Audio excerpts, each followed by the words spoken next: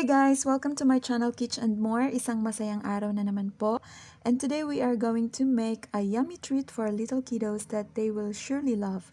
This has been trending on the internet and I was so attracted to try. So I really did try it. This one's my second time. The first one was a fail, and for this one, I guess it's better. It's up to you what you say. Just comment down below.